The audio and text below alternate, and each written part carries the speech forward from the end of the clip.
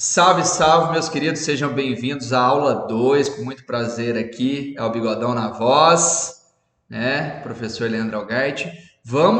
Lembra que eu falei na aula passada, sempre a gente analisa a constatação da atividade da aula anterior. Por quê? Realizando tarefas, tá?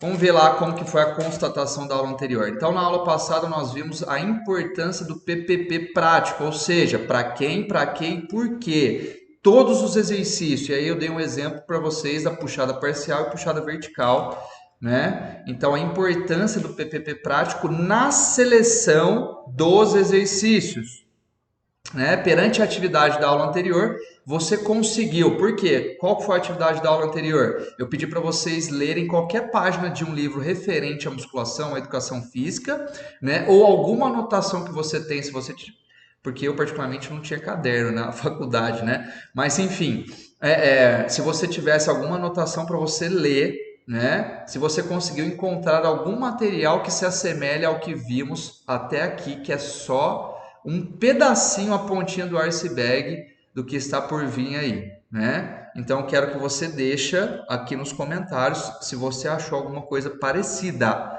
Isso porque eu só mostrei um exemplo. Nós vamos ver muita coisa sobre execução de exercício, progressão de exercício, sistema de treinamento. Tá pesadíssimo esse curso, gente. Tá bem cabuloso mesmo. Pela primeira vez eu vou revelar tudo aí relacionado a esses três aspectos, tá? Hoje eu vou te revelar quais são as reais perspectivas da educação física, porque na aula passada eu perguntei para vocês também quais são as suas perspectivas daqui a 2 anos. Vocês precisam entender que se daqui 2 anos você não gostaria de ter começado hoje, tá? Hoje eu vou te revelar quais são as reais perspectivas da educação física no cenário profissional dentro da musculação através da progressão pedagógica nos exercícios. Nunca nenhum professor falou de progressão pedagógica nos exercícios assim como eu falo. Meu primeiro lançamento, meu primeiro e-book, meu primeiro infoproduto foi progressão pedagógica nos exercícios em janeiro, dia 15 de janeiro de 2020, tá? Que fique relatado aqui para vocês. Vamos falar aqui um pouquinho de físico torto, como eu falei na última aula, a musculação ela é tão boa que ela cresce mesmo se você treinar errado. Se o cara tiver só determinação, ele vai crescer. Só que físico torto não é bonito, né? Então, eu vou trazer aqui para vocês alunos com escoliose estrutural. Leandro, o que é escoliose estrutural? Eu não vou estar falando sobre posturologia aqui específico, mas escoliose estrutural é uma escoliose que não tem como reverter, ela já está consolidada, né? Ela já está coesa naquela estruturação óssea, tá? Trabalho de polimento, mas não tem o que fazer então? Nós, como os profissionais de educação física, é simplesmente falar que não tem jeito e está tudo certo e segue assim? Não. Né? O problema é nosso também. A partir do momento que o aluno te procura, ele quer a sua ajuda, ele está pedindo ali, né? Pela sua ajuda. Então, nós temos que fazer o quê? Um trabalho de polimento muscular para disfarçar as imperfeições geradas pelos desvios na coluna. E é o que eu trouxe aqui para vocês. Olha lá. Isso mostra que não é balela, que não é frescura. Por quê? Esse aluno já treinava lá, foto da esquerda, já treinava 10 anos, 6 vezes por semana. Então, é simplesmente treinar? Vamos lá, síndrome do Arnold, síndrome do Hércules, síndrome da Gabriela. Esta aqui é a síndrome da Gabriela, né? O Arnold, sempre fiz assim, sempre vou fazer assim. Eu nasci assim e vou morrer assim. Ser cético, será que funciona? Aí, ó, treinava, foto da esquerda, ele teve cabeça aberta, coração aberto, foto da direita após 24 semanas, ou seja, 2 anos de treino consciente. Melhorou ou não? E aqui ele já treinava, vocês podem reparar aqui, né, o volume muscular dele, ele já treinava, só que treinava de maneira inconsciente, não sabia o que estava fazendo e por que estava fazendo, não usava o PPP. Então aqui é uma prova, tá? Justificando que desequilíbrios posturais e seleção aleatória de ordem, né, seleção aleatória de exercícios podem e vão deformar qualquer corpo, por melhor que seja a genética e volume muscular, não importa, vai ficar feio, físico torto é feio, tá? Pois nenhum físico torto é bonito, olha lá, acabei de falar para vocês. Então, Leandro, quais são os pontos para acertar o físico? Ponto principal no desenvolvimento do cronograma de treinamento para obter uma boa postura está na seleção e ordem correta dos exercícios. Vou repetir, o ponto principal no desenvolvimento do cronograma, na planilha de treinamento, né? Na planilha de treinamento, no protocolo de treinamento, para obter uma boa postura, está na seleção e ordem dos exercícios. Olha lá, mais um indivíduo que eu treinei com escoliose estrutural. Consegui disfarçar, a foto da esquerda. Já treinava há 4 anos, 5 vezes por semana. Né? Foto da direita após 12 semanas, ou seja, 3 meses de treino consciente. Então, o que é o principal? Não basta saber o que fazer se você não sabe o como. Então, o que fazer e como fazer em um treinamento é o que ditará os resultados a curto e longo prazo. Ou seja, os seus resultados que nós vamos construir, que você vai conseguir construir autoridade frente ao que você está fazendo e oferecer resultados para os seus alunos, tá? Nós precisamos lembrar que o nosso corpo é uma máquina. Ah lá, o nosso corpo funciona como uma máquina. Então, tudo que você aplicar ou fizer sobre um músculo ou grupamento muscular terá consequência, sendo elas positivas ou negativas, sobre todo equilíbrio postural anatômico. Ou seja, o que a gente está falando? Qual que é a nova era da musculação? Hipertrofia postural. Eu também já errei nisso. Fique tranquilo, fique tranquilo. Ah lá, olha essa postura totalmente torta, quadril desalinhado, né? Escoliose estrutural, escápula alada, inclinada anteriormente. E eu acredito que né? Isso daqui eu posso afirmar fielmente, que eu perguntei, né? Ele inclusive é meu amigo. Ele fazia encolhimento, ele fazia remada alongando tudo, ele fazia pull down inclinando e com essa rotação violenta sem estabilização prévia da escápula, ele fazia serrote, na verdade serrote para bíceps, né, e para cabeça e não para grande dorsal, ele fazia puxador nuca desse jeito que vocês estão vendo aqui com o cotovelo jogando para trás. E não tem problema, gente. Vocês estão aqui para acertar. Lembra que eu falei lá no começo? Não se cobre pelo que você ainda não sabe. Isso vai te gerar frustração. Então comece a buscar qualidade nos pequenos detalhes. Olha lá, puxador fechado demais, ó, pegada fechada demais. Ele realizava tudo isso. E acredito que muitos de vocês, se já não realizou ou estão realizando, ou alguns de vocês vão realizar para poder errar na prática, ressignificar, analisar, reconfigurar e fazer de novo, fazer de maneira certa. Tá? Você tem que errar lá. E foram estes exercícios que contribuíram para esse físico torto desse aluno que eu trouxe aqui para vocês. Tá, Leandro? Como que a gente acertou? Progressão pedagógica da remada. E eu vou trazer aqui, olha aqui, vocês nunca viram isso em lugar nenhum, né? Eu vou trazer aqui, ó, remada, né, no Smith, seja ela supinada, seja ela pronada. Sugestão do primeiro step das remadas na progressão pedagógica para o aprendizado motor ideal, pois inicialmente é indicado manter os braços fixos, ou seja, é o tronco que vai se movimentar frente aos braços fixos, tá? Aos braços fixos, pois inicialmente é indicado manter os braços fixos com o tronco móvel, objetivando o ensino exclusivo da adução escapular, evitando qualquer compensação de flexão de cotovelo excessiva, por exemplo, e solicitação excessiva do bíceps. Aí eu te pergunto, aqueles exercícios que você viu anteriormente, que a Amanda estava realizando, que ele realizava quando chegou com aquele físico torto, você acha que ele pensava em escápula? Você acha que ele pensava em estabilizar a central para mover distal? Para ter mais força distal? De maneira nenhuma. Então, primeiro step, ah lá, pode ser realizado no TRX? Pode, Leandro. Segundo step, ou seja, fase 2, remada fragmentada. Então você vai ensinar o seu aluno só a fazer adução escapular sem flexão de cotovelo primeiro. Depois eu vou dividir. Se ele faz 20 repetições inicialmente, lembra que progressão pedagógica, assim como educativo, é para o aluno aprender. Aprendeu, segue o baile. Precisa de sobrecarga, precisa de complexidade, senão ele não evolui. Especialmente treino de glúteo, por exemplo, que nós vamos estar vendo aqui no curso bônus, né, que eu vou trazer aqui para vocês, glúteo dos sonhos. Step 2, remada fragmentada, somente adução escapular, mais somente extensão humeral. O que ele vai fazer? Ó? Inicialmente apenas adução escapular dinâmica, consciente. Ilustração 1. Então, a ilustração 1, o que ele vai fazer? Ó? Só, deixa eu ver se eu trouxe aqui para vocês. Aqui, ó, somente esse movimento, ó, você vai ensinar ele, ó, somente isso. Aduzir e abduzir escápula, com o braço estendido. tá? Então você pode fragmentar, por isso que é fragmentada. Até posso fazer uma série só dessa, depois posso fazer uma série da outra, depois posso dividir, isso daí vai de criatividade de vocês. Você precisa entender o porquê você está realizando esse step 2. O segundo ponto é o trabalho em paralelo dos interescapulares de adução escapular isométrica, então você vai manter ele em isometria, né, associado com a extensão dinâmica dos escapulomerais junto com o grande dorsal, que é a ilustração número 2. Então, ó, aqui você vai manter a escápula aduzida, tá? E vai ficar realizando só o movimento de flexão e extensão do cotovelo, tá? Com a escápula sempre aduzida. Aqui, deixa eu até fazer uma correção aqui na hora para vocês, que eu não gosto de erro, então a gente já ressignifica na hora. Aqui, isso. Boa. Deixa eu inverter aqui a configuração, alternar, ocultar. Beleza, vamos lá.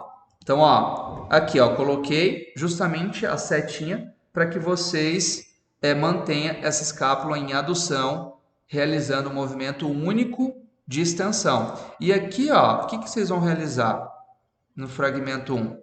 Aqui na imagem 1. Só adução e abdução da escápula, tá? Não estou acostumado com esse mouse aqui. Ele não está com uma sensibilidade tão boa, tá difícil de desenhar. Vamos lá, aqui. Só adução e abdução da escápula. Então você vai ficar fazendo só esse movimento, ó, adução e abdução, de maneira dinâmica, tá? Esse é o primeiro fragmento. Sobrecarga adequada para obter a solicitação correta dos músculos interescapulares e não sobrecarregar o latíssimo do dorso. Isso daqui é só um exemplo que eu estou dando para vocês. Ó. Step 3, remada articulada neutra, 2 tempos.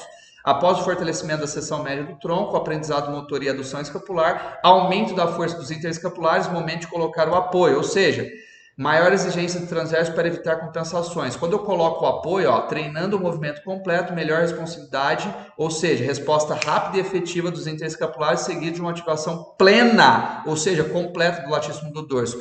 Por que a remada livre, ou seja, a triângulo, supinada, ela antecede a remada apoiada?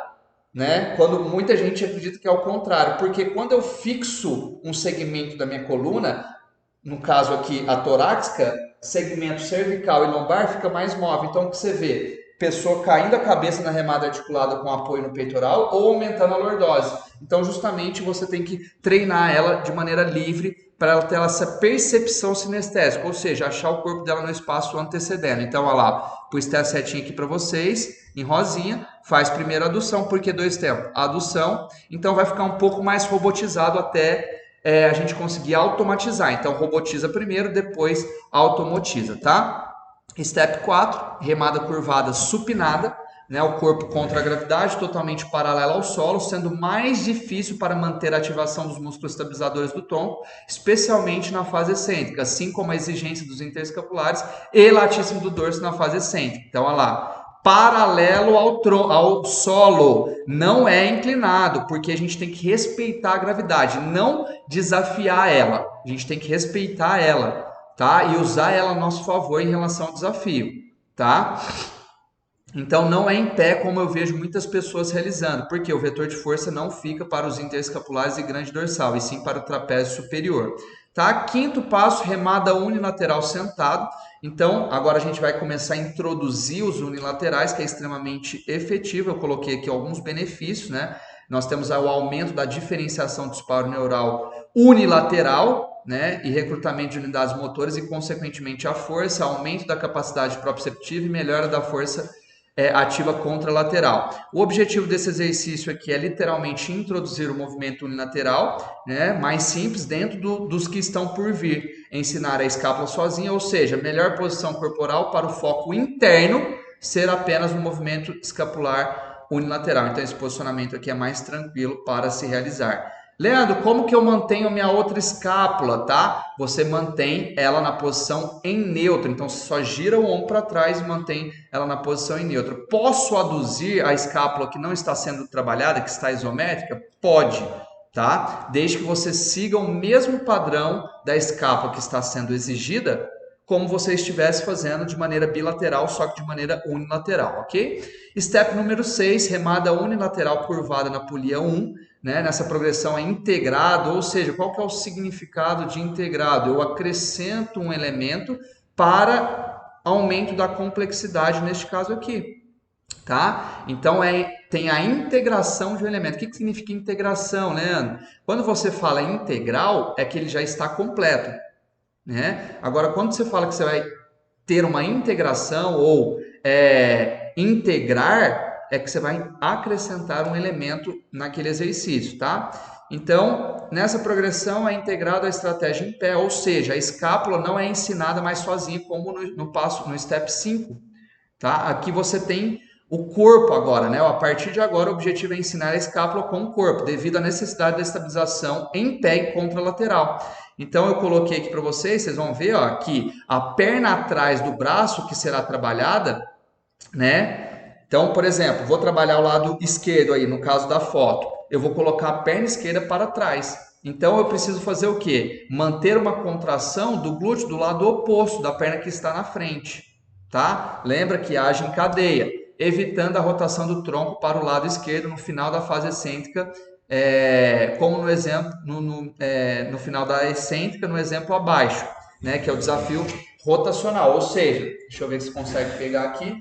Então, se eu estou fazendo a fase excêntrica, para não girar o meu tronco, eu preciso manter essa contração contralateral aí, evitando esse movimento antirrotacional. Step 7, remada unilateral curvada, né, polia 2, que é o segundo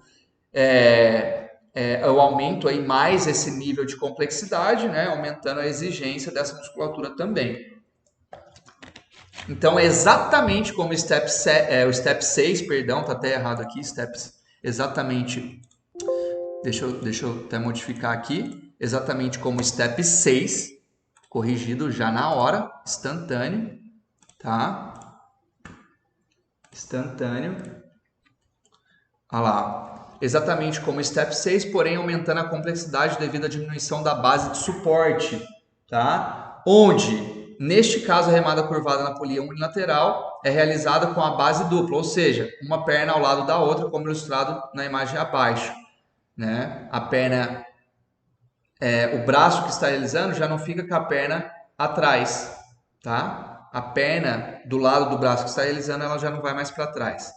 E o último, até chegar no serrote, por último, o serrote, que é a posição mais desafiadora, né? E é desejada por muitos, né? Que vocês vão ver aqui que passou por todos esses processos, tudo certinho, até chegar no serrote, que aí necessita de uma contração isométrica dos interescapulares, rotadores do tronco, transverso do abdômen, multífios, paravertebrais e assim por diante.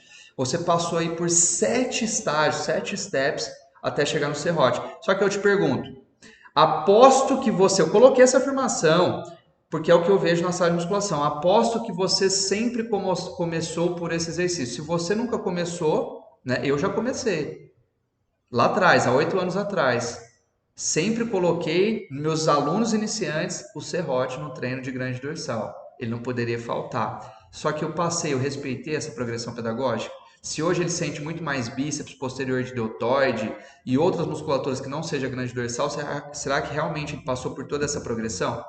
E aqui nós temos aí, e aí, deu certo essa progressão na remada? Esse aluno foi um exemplo prático, na prática, uma evidência prática que ele passou por todos esses processos e respeitou. E eu trago aqui para vocês o fato número 4, tá? O fato número 4 para vocês. Leandro, beleza? Para a gente finalizar essa aula número 2, a atividade para vocês é discuta com 2 colegas de trabalho, né, 2 professores, qual exercício de remada é mais prescrito no primeiro treino. Ou seja, destes que foram vistos aqui, né? E se está de acordo com o que você estudou aqui hoje, se está na ordem coerente aí, se no primeiro treino ele já passa de uma maneira desordenada, lá o step 6, step 5 ou step 7, né, que é o serrote, né? Entre em suas redes sociais e veja as pessoas as quais você segue. Reflita sobre e analise. Se essas pessoas estão de acordo com o seu propósito, isso a gente vai estar refletindo em toda a aula, eu vou estar martelando na cabeça de vocês, até vocês abrirem o coração de vocês, para vocês terem a mudança e a gente conseguir mudar essa configuração, tá? Seja seletivo, busque por aquilo que acrescentará e te desafiará neste processo. Deixe de ser e evite contatos interesseiros. Seja interessado e se torne interessante servindo alguém que vive o que você pretende viver no futuro. Isso é um dos lemas que eu trago aí que eu posso explicar e ensinar vocês futuramente, que é como ter os melhores network e fazer network com ENG frente a essa rede de contatos, tá? Próxima aula eu vou te ensinar a treinar o olho clínico frente à biomecânica correta dos exercícios para conseguir identificar o que pode estar errado através dos parâmetros de anatomia, cinesiologia e biomecânica. E para a gente finalizar, mais uma frase de cunho meu: a prescrição do exercício não é pela escolha do aluno, mas sim pelo merecimento. Então, ele não vai fazer serrote porque ele quer, e sim porque ele merece, desde que ele tenha passado aí pelos steps anteriores. Meus queridos, chegamos ao final da aula 2. Agora, já sabe, né? Sai daqui e continue estudando. Um beijo no coração de todos vocês.